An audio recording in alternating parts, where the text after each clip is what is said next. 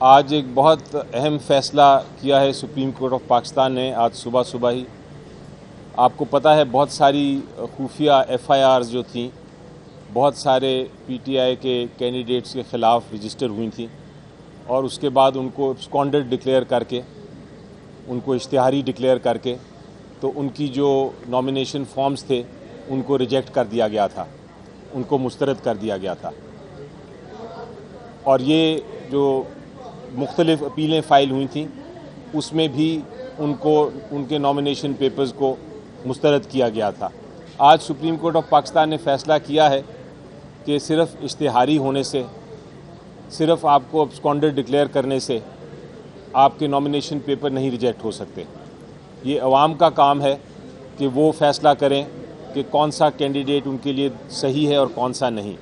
اس لیے election commission of Pakistan کسی قسم کی رکاوٹ نہیں ڈال سکتا ایک شخص کے نامینیشن پیپرز میں یہ کہہ کے, یا ریجیکٹ نہیں کر سکتا یہ کہہ کے کہ وہ اشتہاری ہے.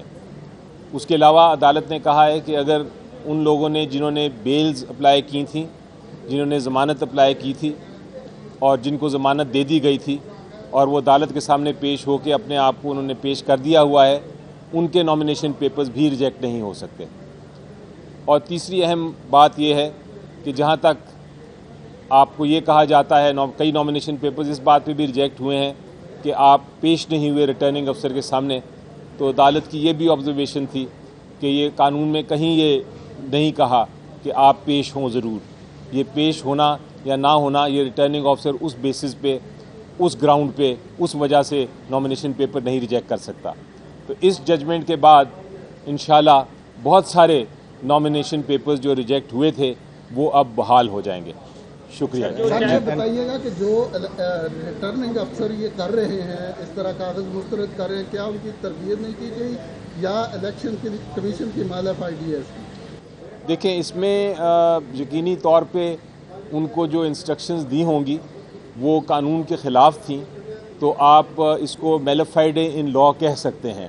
یعنی قانون میں اگر آپ ایک ایسی انسٹرکشن دیتے ہیں, ایسی ہدایت دیتے ہیں اپنے افسران کو جو کہ قانون کے خلاف ہے, تو اس کو واقعی ہی آپ میلافائڈ ہی کہیں گے. سر یہ بتائیے گا کہ ایک بڑی ڈسکشن چل رہی ہے کہ جو آپ کے امیدوار ہوں گے وہ آزاد ہوں گے تو کسی بھی جماعت میں جا سکتے ہیں. اس حوالے سے کوئی تحریک انصاف پلان کر رہی ہے عدالتوں میں جا کے کہ کوئی پارٹی آپ کی موجود ہے, بلے کا نشان نہیں ہے, تو اس پہ لیگلی پوزیشن بتائیے گا کیا ہوگا؟ دیکھیں میری نظر میں جو کینڈیڈیٹس ہیں وہ 3 قسم کے اس وقت میدان میں اترے ہوئے ہیں.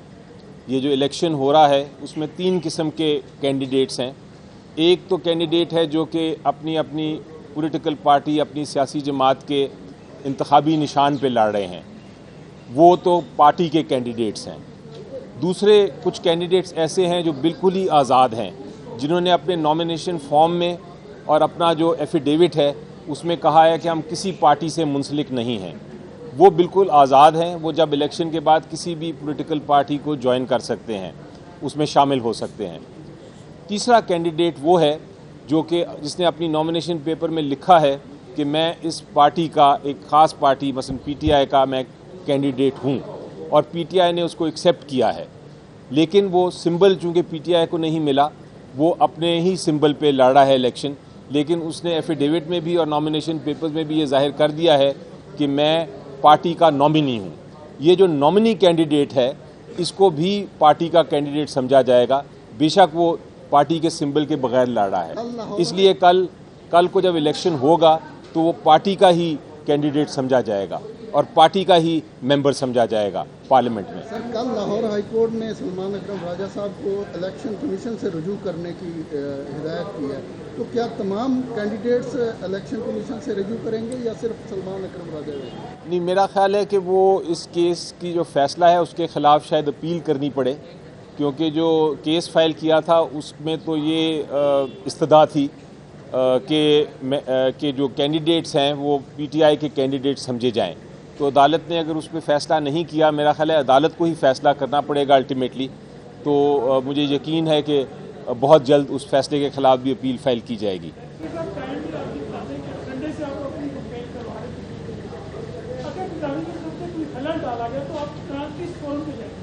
دیکھیں فورم تو پاکستان میں جو آئین کے تحت بنایا تھا اوریجنلی وہ الیکشن کمیشن آف پاکستان تھا. اگر اس قسم کی کوئی الیکشن کی کیمپین میں مداخلت ہوتی ہے کسی بھی طرف سے تو یہ الیکشن کمیشن آف پاکستان کی ذمہ داری ہے کہ وہ اس کا سلوشن ڈھونڈے اور اس کا حل ڈھونڈے. لیکن چونکہ الیکشن کمیشن آف پاکستان ناکام ہے اس معاملے میں, وہ کوئی اقدامات نہیں کر رہا, تو اگر ایسا ہوا تو پھر عدالت کے ہی ہمیں رجوع کرنا پڑے گا, کیونکہ آخری ریزورٹ, آخری حل عدالت کے پاس ہی ہے. حالانکہ یہ سیاسی معاملے ہوتے ہیں لیکن الٹیمیٹلی یہ عدالت کے پاس ہی آ کے ہمیں ریلیف اگر ملنا ہے تو عدالت سے ہی مل سکے گا. Thank you G.